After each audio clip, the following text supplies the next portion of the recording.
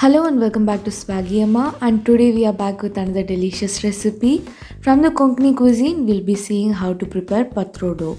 This authentic recipe is usually prepared taro leaves or colocasia leaves, but here today we'll be preparing using cabbage leaves. To prepare this recipe, few of the ingredients that we require would be 850 to 900 gram of cabbage, 2 cup of freshly grated coconut, 2 cup of raw rice, a gooseberry sized tamarind, 15 to 20 dried red chili, 1 teaspoon of turmeric powder, half teaspoon of asafoetida powder, and finally salt as per taste. Firstly, to begin with, take a mixing bowl and into that transfer 2 cup of raw rice and wash and soak this well for minimum 2 to 3 hours before further use. Next, gently remove the core of your cabbage leaf and place the cabbage leaf into a pot and into this pour boiling hot water and close this with a lid and allow this to rest for another 10 to 15 minutes.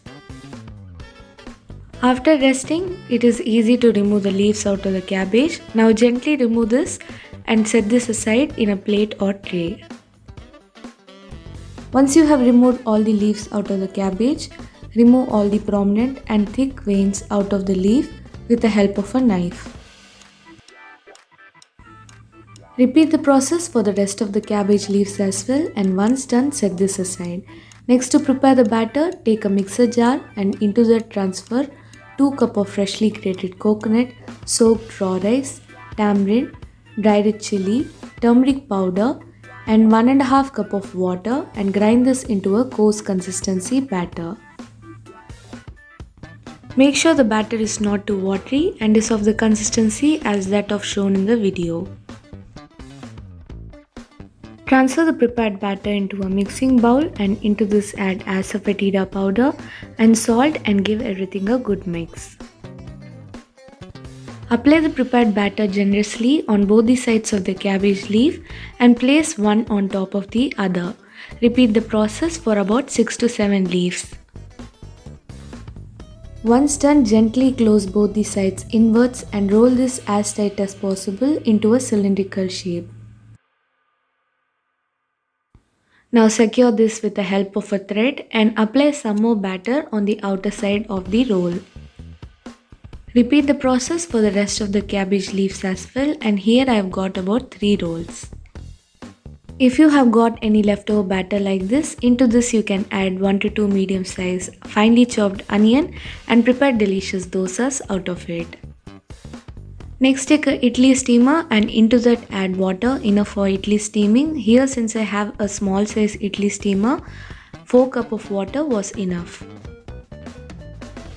Now place this in high flame and allow the water to boil.